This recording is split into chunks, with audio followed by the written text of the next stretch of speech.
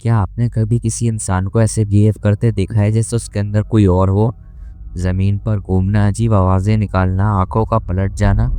ये सब सीन्स हमने हॉरर मूवीज़ में तो ज़रूर देखे हैं, लेकिन सवाल ये है, क्या ये सिर्फ रियल लाइफ में भी होता है? और अगर होता है तो उसका कनेक्शन की सुपरनैचुरल पावर से है या इसके पीछे कोई साइंटिफिक एक्सप्लेनेशन छुपी हुई है? आज की इस वीडियो में हम देखेंगे एग्जॉर्सिज्म के पीछे की साइंस क्या कहती है। एग्जॉर्सिज्म का मतलब होता है किसी इंसान के अंदर से बुरी आत्मा को निकालना या इविल स्पिरिट को निकालना। अलग अलग कल्चर्स और रिलीजन में इसके अलग अलग तरीके हैं। कभी मंत्र पढ़े जाते हैं, कभी हॉली वाटर छिड़का जाता है, कभी रिचुअल्स की जाती हैं, लेकिन कॉमन पॉइंट ये है किसी एक्सटर्नल इविल फोर्स को इंसान के जिस्म से दूर करना। साइंस इस फिनोमेना को कैसे समझता है? जब कोई इंसान ऐसे एक्ट करवाए जैसे उसके अंदर कोई और हो, साइंस इसे मेंटल हेल्थ डिसऑर्डर कहता है। ये कुछ कॉमन डिसऑर्डर्स हैं जो पोजीशन जैसे सिम्टम्स क्रिएट करते हैं। डिसोशिएटिव आइडेंटिटी डिसऑर्डर, DID से शॉर्ट फॉर्म में कहते हैं। पहले इसे मल्टीपल पर्सनैलिटी डिसऑर्डर कहते थे। इसमें एक ही इंसान के अंदर मल्टीपल पर्सनैलिटीज होती हैं जो टाइम के साथ साथ स्विच करती हैं। Epilepsy, specially temporal lobe epilepsy, इसमें इंसान हेलोसिएशन से एक्सपीरियंस करता है, उसका बिहेवियर सडन चेंज हो जाता है। स्किज़ोफ्रेनिया, इसमें पेशेंट को हेलोसिएशन, डेलोसिएशंस और वॉइस सुनाई देती हैं। कन्वर्सेशन डिसऑर्डर, जिसमें साइकोलॉजी स्ट्रेस फिजिकल सिम्टम्स के फॉर्म में दिखाते हैं, जैसे बोल ना पाना, हिल ना पाना या बॉडी पर कंट्रोल खो देना।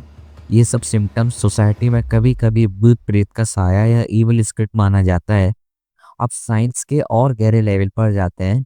ब्रेन ब्रेन का limbic system emotional response control करता है। अगर किसी इंसान के ब्रेन में पेशेंट को विजुअल्स और ऑडिटरी हेलोसिएशंस हो सकती हैं, जिसमें वो वॉइसेस सुनता है या शैडोज देखता है।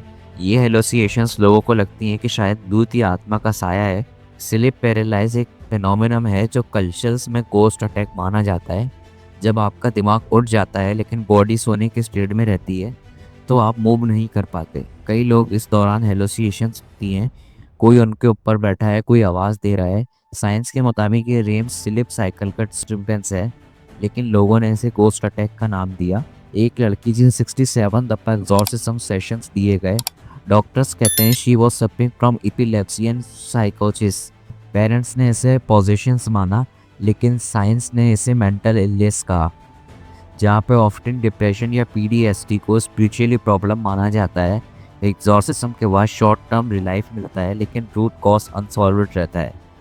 इस्लाम के मुताबिक जिन इंसान के अंदर घुस सकते हैं टू किया कुरानिक हीलिंग एग्जॉर्सिज्म का फॉर्म है, लेकिन इस्लाम में मेडिकल ट्रीटमेंट को मना नहीं किया गया। Christianity, Catholic church exorcism allow करता है, लेकिन स्ट्रिक्ट गाइडलाइंस के साथ। हिंदू बिलीफ वाले मानते हैं भूत प्रेत और आत्मा का कॉन्सेप्ट टेम्पल और रिचुअल्स के जरिए एग्जॉर्सिव होता है। ये तीनों रिलीजियन पोजीशन को रियल मानते हैं, लेकिन साइंस इसे डिफरेंटली समझता है। कभी कभी एग्जॉर्सिज्म करने के बाद पेशेंट बेटर फील क्यों करते हैं? इसका रीज़न होता है प्लेसिबो इफेक्ट। जब पेशेंट को लगता है उसका ट्रीटमेंट हो गया, तो उसका दिमाग उसे बेटर फील करवाता है।